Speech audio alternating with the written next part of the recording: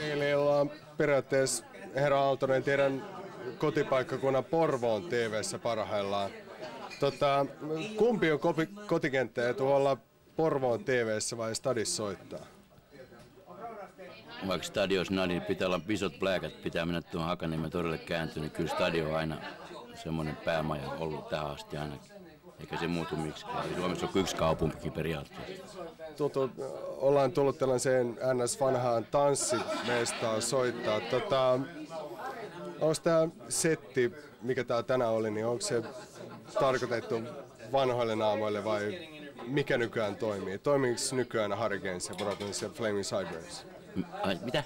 Toimiiko nykyään tämä, mikä setti täällä oli, Hurricanes, Problems ja Flaming Sideburns, toimiiko se nykynuorisolla?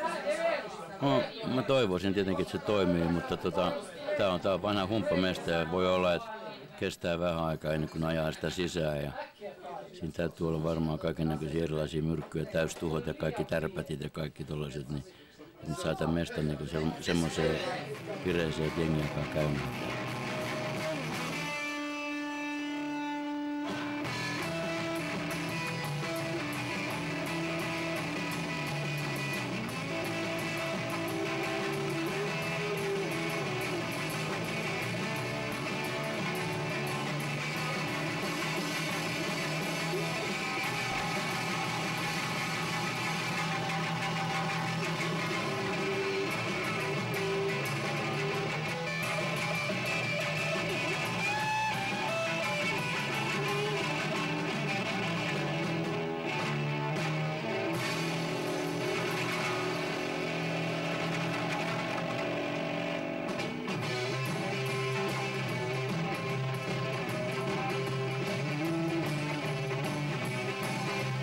Mä oon saanut listan periaatteessa kysymyksiä Hurricanes yleisöltä, jota kyselen tästä.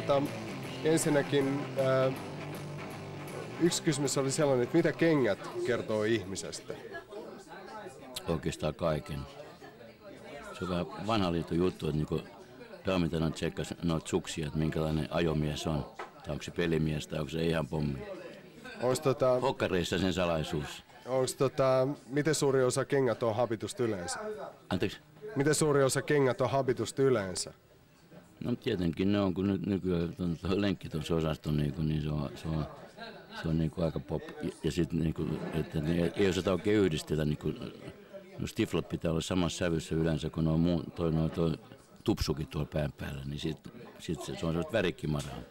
Kokonaisuudesta on kumminkin kysymys aina.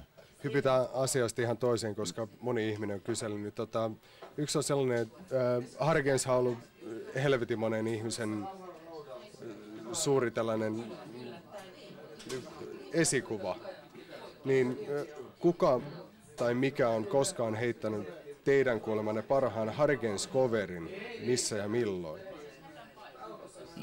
Joku jenkkibändi teki joskus aikoinaan Kedon, niin se oli aika helvetin hyvä. Mä ihmettelin, että miten ne niitä sanoja oikein heittiin, mutta en veti sen. Tosin mä en muista sen paletin nimen, teki levynkin muistaakseni siitä. Mitä aikakautta mentiin sen? Mä sanoisin 80-luvun lopulla varmaan. Entä onko teillä mitään tietoa päivän viimeisestä esiintyjästä Flaming Sideburnsista? Mitä siitä? Onko mitään tietoa yhtyeestä? Se on hyvä bändi, siitä tulee kova, se nousee vielä. Entä tämä päivä Remoente Hurricanes, missä mennään? Sanotaan nyt, että pullot uunissa, mutta mä en vielä sano enempää.